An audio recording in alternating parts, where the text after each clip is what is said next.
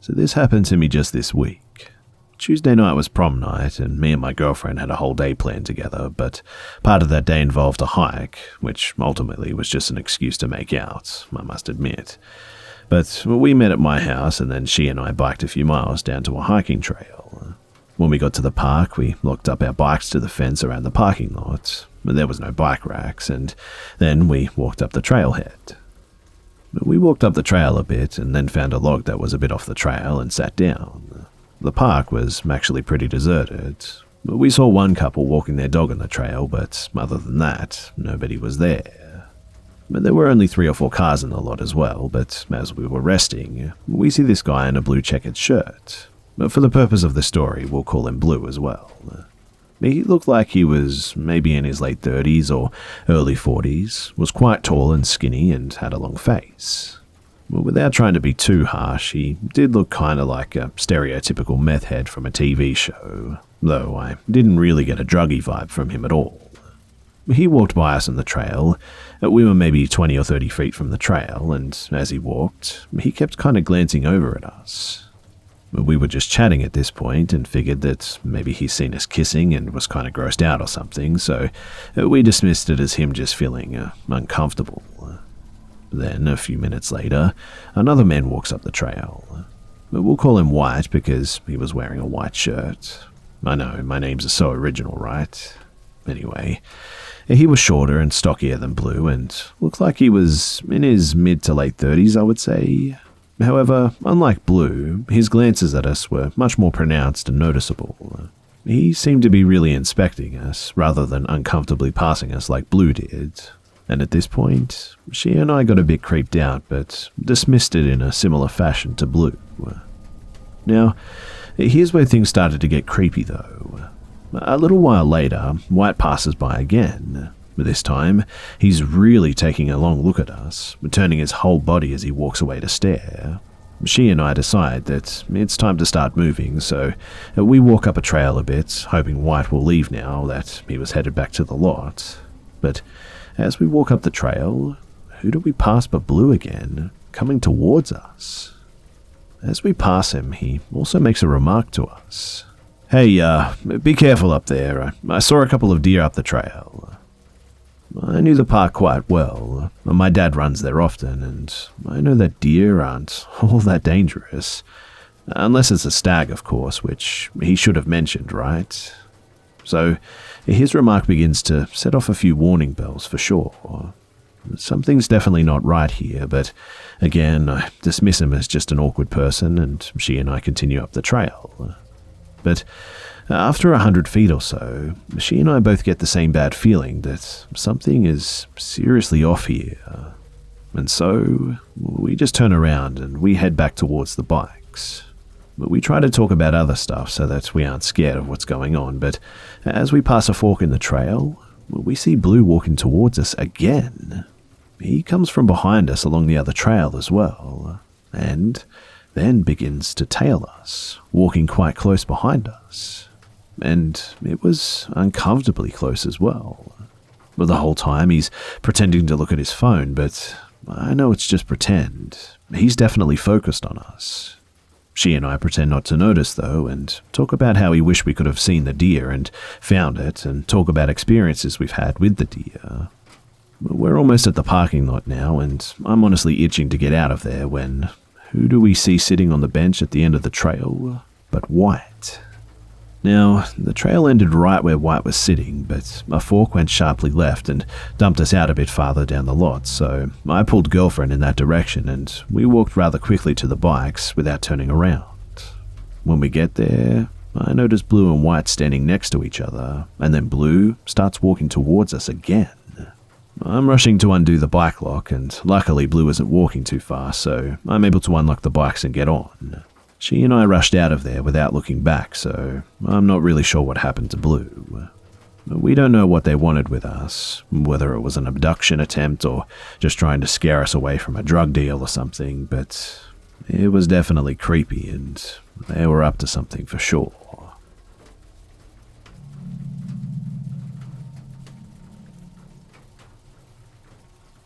I had an encounter in December of last year that left me feeling just really unsettled.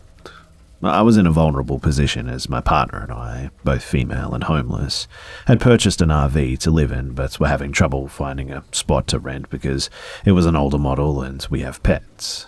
We parked in the farthest corner of the Walmart parking lot in Bend, OR, around 10 a.m. one day, and my partner had errands that needed to be run and took a bus to do such as I head down the fort and watch the dogs. It was going to be a long day of waiting around for her to get back so we could leave. I went into the store twice to make some purchases earlier in the day. I worked on some maintenance and art before getting bored enough to just take a nap. And as I was taking the dogs outside beforehand, 2 police officer vehicles pulled up and parked right next to the RV. At this point, I'm preparing for them to ask me to move the vehicle or tell me that I can't park overnight or something. But after a while of nothing, I fell asleep anyway. When I woke up, I could tell it was getting toward the evening. But the sun was still very much up, and considering the police presence too, I wasn't particularly in the mindset of anything bad happening.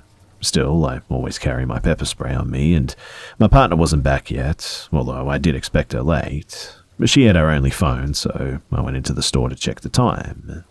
The officers had moved already at this point, and the parking in the general area was pretty barren, save for one van parked in the spot right behind the RV.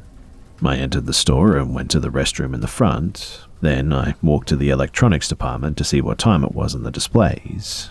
It was a few minutes before 6 p.m. and I left after only being there for a few minutes. As I was walking out the door, the crowd in front of me slowly dispersed to veer toward their respective vehicles. I continued walking behind one man who seemingly parked in the same direction as me. He was tall, thin, and scraggly with shoulder-length blonde hair and a black hoodie. I walked maybe 30 feet behind him the whole way, and as he passed all the cars by the front of the store, I came to the conclusion that he must be the owner of the van by my RV.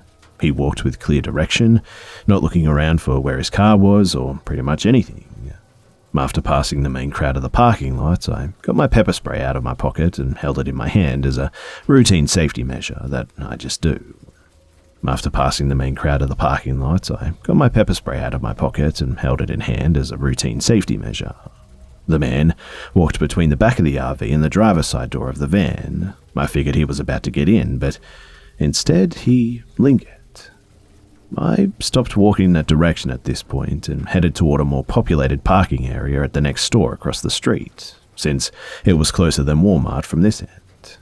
Then he looked at me and we made eye contact for a minute. It felt like he recognized me, as if he'd been staking me out or something and was surprised to see me leaving the store so soon. I continued to walk away while staring at him, and he watched me before slipping around the side of my RV where there were some bushes and a fence with no outlet. And it was at this point that I noped the hell out of there. So I go into another store and walk around blankly, just kind of staring at things for a bit, trying to formulate a plan. It's pretty busy in there with no one at the customer service desk, so I go into the gas station next door and I ask to use the phone. I call my partner to explain the situation and tell her not to go directly to the RV. Then I headed back into Walmart, got a coffee at the McDonald's inside, and waited there for another hour until she was able to return. Perhaps I should have called the police, I know that, but as I was worried about my animals, the little dog would bark, but they're not guard dogs by any means, and my possessions being stolen, I just didn't do anything. But I had recently called 911 while witnessing domestic violence a few days prior, only to have them take 2 hours to show up in the middle of downtown. I was worried that they would not only not help, but possibly harass me for just parking there. I don't have a driver's license too, so having to move the RV before my partner returned would be a really dangerous situation. When she arrived, we went to the RV together and the van was gone. Nothing was touched, despite one of the windows not locking properly, but weirdly, the pets seemed really spooked.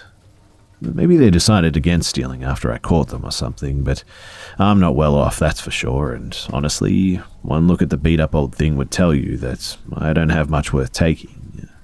Thinking back on it, though, when I remember the look in that guy's eyes, I feel like he wasn't really after material possessions, though. Either way, I'm really happy that I'll never have to find out.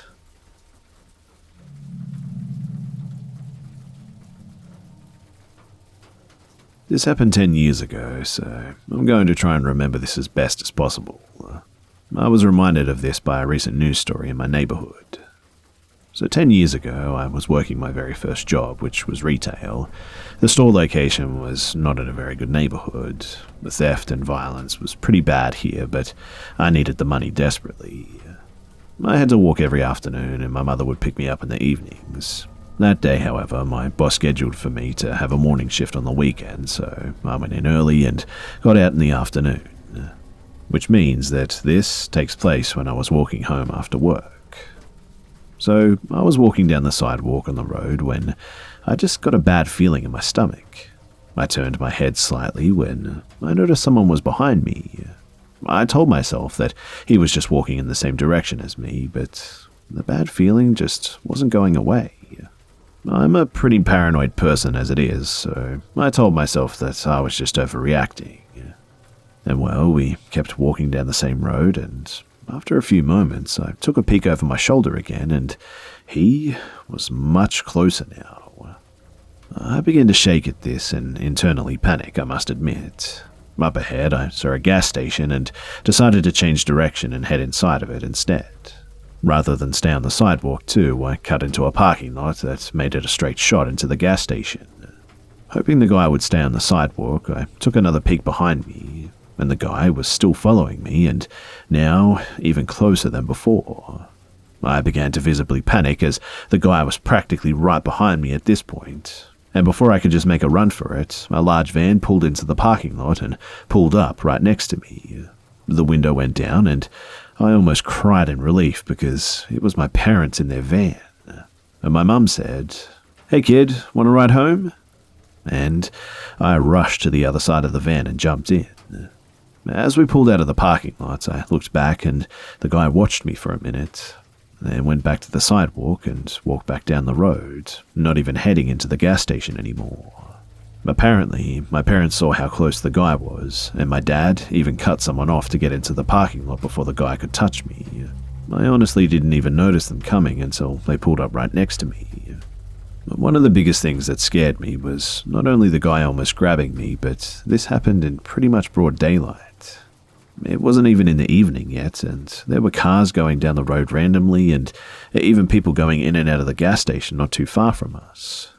I don't know whether he was planning to just mug me or something worse, but I thank God or whatever higher power is out there that my parents got to me first. Also, I started taking another route home during the day after that, and I never saw the same guy again.